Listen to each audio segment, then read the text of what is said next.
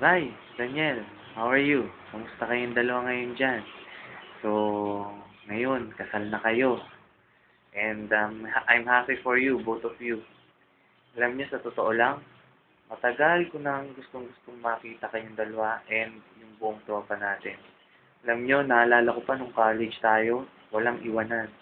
Sana hanggang ngayon na malalaki na tayo, may mga kanya-kanya na tayong pamilya, solid pa rin ang barkadahan natin. Alam niyo, sa totoo lang, mula nung pumunta ako dito sa Qatar, ayun, nahihirapan ako, hindi talaga maalis yun. Pre, alam mo yan, nagtatrabaho ka rin dito sa Middle East, pareho tayo. Pero alam ko, kaya natin yan. Marami tayong mga pangarap sa buhay natin. Ang pamilya natin ang number one importante, lalo na't ngayon kayong dalawa ni Rai, nagbubuo na kayo ng pamilya. Basta ang wish ko lang sa inyong dalawa ay sana maging happy kayo palagi at once na nagkaroon na kayo ng family, basta huwag nyo lang iiwanan ng isa't isa, magmahalan lang kayo palagi. And sa totoo lang, nung umuwi ako sa Philippines, yun nga, hindi tayo nagkita-kita, sayang.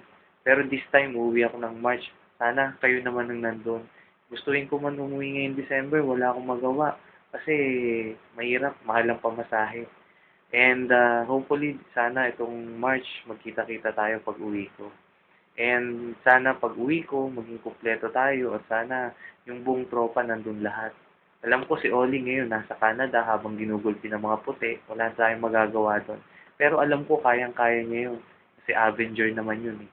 And basta good luck sa ating lahat and hopefully magkita-kita talaga tayo. Miss na miss ko na ang mga tropa natin, guys. And basta ingat lang palagi, huwag kayong makakalimot magdasal. Nandiyan naman si Lord para sa atin eh. Basta, guys, I love you all. Ingat. Miss you.